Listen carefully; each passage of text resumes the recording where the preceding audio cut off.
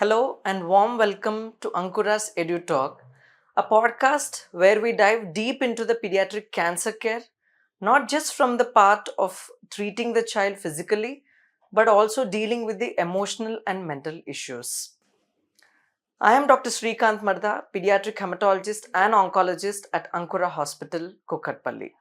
And today I'm joined by my colleague, Dr. Sneha Kulkarni, pediatric psychiatrist who plays a key role into the journey of the child's care all throughout. Warm welcome. Thank you, sir. I'm glad that we are having this conversation today because the cancer diagnosis triggers a complex emotional journey, not only for the child but also for their loved ones. Yes, absolutely. So, the word itself, when we put the word cancer, it becomes a mind boggling to the parents. And for them to accept the diagnosis initially upfront is a challenge. And then, as a clinician, we go through the treatment part, focus on the diagnosis, staging, and all. So, my question I just wanted to know how do you see the parents initially at the first moments when they are upfront new with the diagnosis and the treatment plan and care? So, yeah, sir. So, it is very overwhelming for the parents to hear this diagnosis of cancer. The parents initially they go into denial that they can't accept the diagnosis of the cancer, and later they may show anger, wherein they feel why my child, it is so unfair for my child to have this diagnosis. Followed by bargaining in hopes of changing the outcome. Later, as the reality sinks in, they might also experience depression. And at last, they come to a stage of acceptance, wherein they are like, okay, to go ahead with the treatment part, they plan, they support their child. So, this is a very complex journey for the parents. Very true. As clearly explained, very clearly, how the different stages which are setting at each point and how the family and the child has to go through the respective phases right from the diagnosis and throughout the treatment process. Now, what makes our hospital Ankura unique compared to other hospitals when it comes to a pediatric cancer care per se is it's just not that we are treating the child per se, treating the family as a whole and involving the major decision holding members to get into the conversation, explain them the outcomes, and clear the few myths generally which they carry with themselves, thinking that pediatric children cannot be affected by cancer or there is no treatment for pediatric cancer per se. Ideally, it's the other way around actually. The pediatric cancers are do have a very good outcomes and have excellent prognosis. So from there, going through the each stage, and we also ensure that they have a smoother course all throughout the stay in the hospital. We organize different events. We celebrate their birthdays, festivals, organize the national awareness days, so that they spread the information and the awareness even amongst their neighborhood. Yes, sir. So we try to keep the journey comprehensive and holistic for the child as well as the parents because they need support in various segments of their life. For the child, for very young children, it's mostly fear of hospitals, fear of various painful procedures.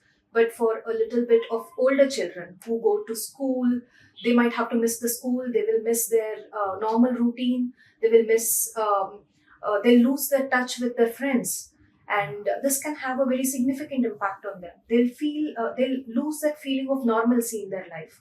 So here we have to support them psychologically. We have to provide them a space, safe space, to talk about it. And also the parents, they'll have to deal with a lot of struggles logistically, financially, wherein we help them to raise funds at times. And also we support them with proper resources whenever needed. Yeah, very true. Just quoting an example, Dr. Sneha has clearly mentioned. So, just recently, a couple of weeks back, we had a child who's completed his treatment. Now he's into his 10th standard, and apparently, mother came the other day telling that the friends were all okay, but apparently, the parents of his friends were like, you don't mingle with him, do not share food with him, or do not talk to him, because of which the child was feeling isolated. So this was actually very surprising that still, even though we are in the modern era, people are still carrying the old myths that it is something like a contagious disease, or it would spread just by talking to them or just by sharing a few good things with them. So I think we need to emphasize on this, that it is not an infectious disease or contagious disease where we need to isolate the child. Once the child is recovered from the disease and is good to go to the school with few basic precautions, yeah, definitely he can mingle, go around, he can have a friendly atmosphere. Even actually, the friends were very active and they wanted to interact with the child, but apparently the parents were forcing him not to do that, Yes. and then had to talk with the respective parents and convince them. So I think awareness holds the key, isn't it? What do you feel? Yes, sir, definitely. Here we have to talk to the child, give him teach him about various coping strategies, wherein which can be helpful for him, because definitely that is a traumatic experience for a child, that he's going to a school and the friends are not interacting with him. That can definitely impact his emotional well-being. So we need to create that safe space for the child where he can express and he can learn the coping strategies to handle these situations in a better way. Yeah, yeah, very good. So again, a new point I think which is useful for everyone, knowing the different coping strategies, how to handle them. Yeah, I think I would want more detailed information on what strategies and what are the therapies which can be used, which are helpful for the child and for the family per se. If you can elaborate on that. Yes, sir. So what happens is, like, in very small children, for example, like 6 years and below 6 years, they can't express verbally. So we use strategies like play therapy, art therapy, wherein the child through play can express their fears, and that is how we can also work on it and make the child comfortable through play. And in a little bit of older children, when they can express verbally, we can have a talking therapy sessions. We can use cognitive behavioral techniques, wherein we work on their thoughts and how they influence their behaviors and their emotions. These strategies we used in a little older children, sir. And when it comes to the parents also, for parents mostly it is how to process their emotions, how to regulate themselves, how to provide proper support to their children. And also, if they are going through difficult times, we need to give proper therapy to them as well, as like family therapy strategies can be used here, and also cognitive behavioral techniques can be used here. So these techniques can help the family as a whole to navigate through these difficult times. Yeah, yeah. So I think very well explained. Ma'am's guidance as well, as we keep treating the children. We had again a 4-year girl. Obviously, that age is such a very difficult age to handle. So initially at the diagnosis, it was very, very difficult to handle the child. Or even securing cannulas was a very tough job. But then making her calm down, we used to allow her to go through the play therapies, art therapy as well, where we used to encourage her to do the paintings, play indoor games in this hospital itself. Yeah. The chemo medicine would be continuing, and she would be playing the indoor games with the sisters, with the parents as well. So that helped the child in a very good way. And now she comes boldly and say, yeah, now you can secure a cannula to me. Yeah. You can draw the blood sample. So this is how, I mean, we say that emotionally also the child becomes very mentally fit as well, which indirectly helps her to recover from the treatment side effects also. Yeah. Isn't it? Yes, sir. Yeah. Because the pain can induce fear in the child. If we can explain them through play therapy sessions or storytelling, which is a very good technique to explain the child, very young children, about the procedures and everything, it will make them comfortable. What we usually think is it need not be explained, they won't understand.